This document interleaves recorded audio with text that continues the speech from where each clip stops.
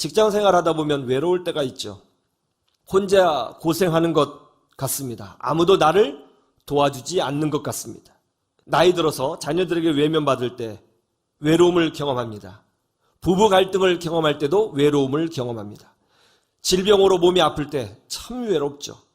그러나 성경은 뭐라고 말씀하고 있어요? 우리는 외로운 존재가 아니고 또 외로울 수도 없는 존재라는 거예요. 왜요? 보호자가 있다는 것입니다. 그분이 누구예요? 성경에 따르면 전능하시며 자비로우시며 은혜로우사. 우리가 비록 죄가 있고 연약하고 문제가 있지만 우리의 죄를 해결하기 위해서 독생자 예수 그리스도를 이 땅에 보내사 나의 죄를 대신하여 심판받게 하시고 그 보혈의 공로를 우리에게 덮으사 용서하시고 가르치고 품어주사 나를 사랑하시고 지켜주시는, 그리고 지금도 함께 하시는 전능하신 그분 여호와 하나님이라고 말씀하고 있는 것입니다. 제가 신학교 다닐 때 한 번은 학비가 없어서 학업을 중도에 포기할 위기에 빠진 적이 있습니다. 등록금 고지서가 날라왔는데 도무지 학비를 마련할 방법이 없었습니다. 그때 제 사모는 어떻게 하느냐고 발을 동동 굴렀습니다. 그런데 발을 동동 구르는 그 모습을 보니까 화가 나더라고요. 그래서 이렇게 선포했습니다. 학비 없으면 휴학하면 되지. 휴학하다가도 학비 없으면 때려쳐야지. 내가 다른 일도 아니고 하나님을 위해서, 주의 나라를 위해서 이 길을 가겠다는데 학비를 안 주신다는 것은 하지 말라는 뜻 아니야. 그럼 그만두면 되는 거지. 뭘 걱정해? 다 때려치면 되지. 그렇게 이야기를 했어요. 그러고 나서 제 방에 들어가 앉아있는데 외로움이 확 밀려오더라고요. 아무도 없구나. 결국 인생은 이건가? 아무도 없구나. 그런 생각이 들었습니다. 그런데 그날 오후 오래전에 알았던 권사님으로부터 전화가 한 통 걸려왔습니다. 아이고 전도사님 잘 지내셨어요? 아유 권사님 제 전화번호 어떻게 아시고 전화하셨어요? 아유 물어보러 알았죠. 예, 무슨 일로 전화하셨습니까? 아니 다른 게 아니고요. 오늘 점심때 우리 남편 집사하고 밥을 먹다가 우리 남편 집사가 전도사님 근황에 대해서 물어보더라고요. 그래서 이런저런 얘기하다가 신학을 하신다는데 우리가 그동안 도와주지도 못했네. 이번 등록금은 내주자. 그렇게 하기로 했어요. 전사님 너무 부담 갖지 마시고 계좌번호 알려주세요. 부담을 왜 갖습니까? 분명한 하나님의 뜻인데. 제가 그 전화를 받고요. 깜짝 놀랐습니다. 우리는 외로울 수 있는 존재가 아니구나. 하나님이 우리의 보호자가 되시는구나. 얼마나 큰 위로를 받았는지 모릅니다. 여러분, 우리는 우리 자신의 주인이 아닙니다. 이 말은 우리의 주인이 따로 있다는 말이요. 이 말은 우리의 보호자가 계시다는 뜻이죠. 여러분, 하나님이 여러분의 보호자가 되십니다. 발바닥 신앙으로 승리하시기를 주님의 이름으로 축원합니다. 두 번째, 하나님이 우리에게 이 발바닥 신앙을 통해서 가르쳐주고자 하신 말은 뭐냐면 이거예요. 너를 보낸 자가 누구냐를 기억하라는 것이죠. 바이든 미국 대통령이 매우 중요한 정보가 담긴 친서를 우리나라 대통령에게 보냈습니다. 그런데 문제는 이 친서를 가지고 온 사람이었어요. 이 친서를 가지고 온 사람은 아주 못생겼습니다. 이 사람은 말을 더듬습니다. 그리고 이 사람은 학벌이 일천한 사람입니다. 더 충격적인 것은 이 사람은 술 규정뱅이였습니다. 그러면 이 친서를 가져온 이 사람 우리가 무시해도 될까요? 절대로 못합니다. 왜죠? 바이든 대통령의 보냄을 받은 사람이기 때문에 그런 것입니다. 우리도 마찬가지죠. 왜 하나님이 모세에게 신을 벗으라고 하셨죠? 이제 모세는 하나님의 종입니다. 모세가 대표자가 아닙니다. 모세가 어떤 사람인지, 어떤 실수를 했던 사람인지, 어떤 문제가 있는 사람인지 그것은 중요하지 않습니다. 모세를 보낸 분이 누구냐가 훨씬 더 중요한 거예요. 하나님이 모세를 이스라엘 백성에게 보내십니다.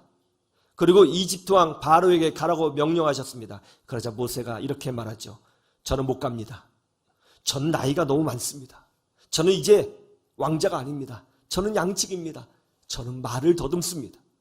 그러자 하나님이 뭐라고 하세요? 누가 사람의 입을 만들었느냐? 누가 사람의 뇌를 만들었느냐? 나 여호와가 아니냐? 네가 얼마나 부족하냐?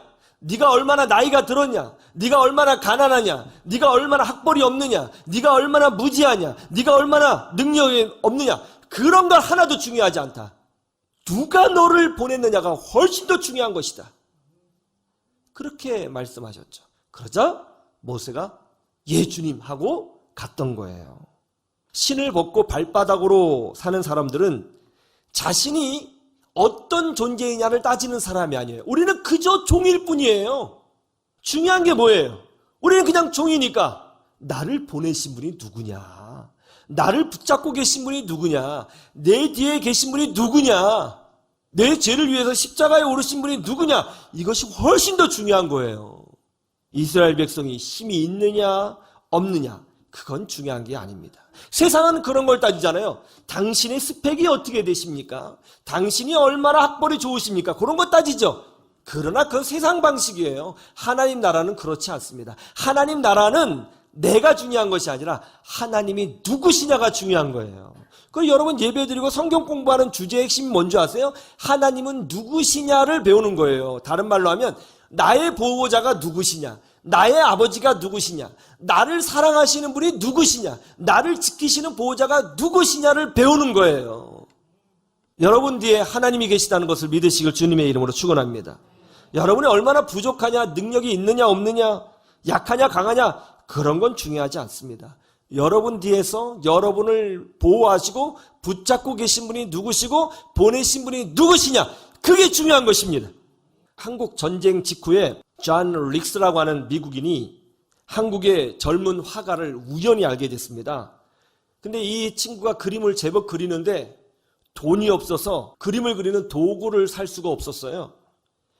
그래서 존 릭스라고 하는 이 미국인이 일본에 가서 미술 도구를 사다가 이 젊은 친구에게 줬습니다. 그러자 그 한국인 화가가 고맙다면서 그림 한 점을 그려서 선물로 줬어요. 그런 후에 존 릭스의 딸이 먼저 하나님 나라에 간 아빠의 유품을 정리하다가 이제 시간이 오래 흘렀어요.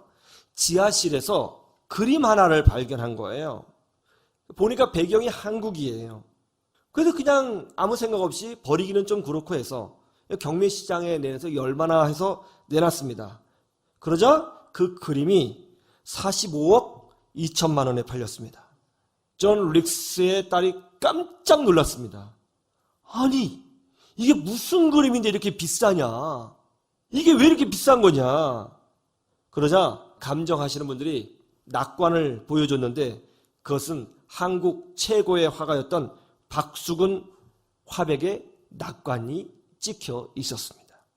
여러분을 창조하시고 구원하시고 여러분의 인생을 그리시는 분이 누구예요? 하나님 아니세요? 여러분이 지금 지하실에 있고 창고에 있어도 하나님의 낙관이 찍혀 있는 한 여러분은 가치 있는 존재고 의미 있는 존재고 복된 존재라는 것을 잊지 마셔야 하는 것입니다. 여러분 뒤에 하나님이 계십니다. 여러분이 신을 벗고 발바닥으로 서 있는 한 여러분에게는 주인이 있습니다. 보호자가 있습니다. 여러분을 붙잡고 계시는 분이 계십니다. 그런 면에서 보자면 여러분은 정말 복된 존재요. 놀라운 존재고 의미 있고 가치 있는 하나님의 백성이라는 것을 잊지 마셔야 하는 것입니다.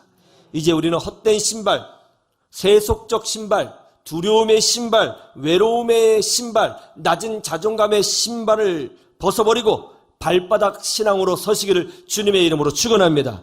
그래서 나의 주인이시고 나를 사랑하사 예수님까지 주신 하나님의 은혜를 누리는 주의 백성들이 되시기를 주님의 이름으로 축원합니다. 축원합니다.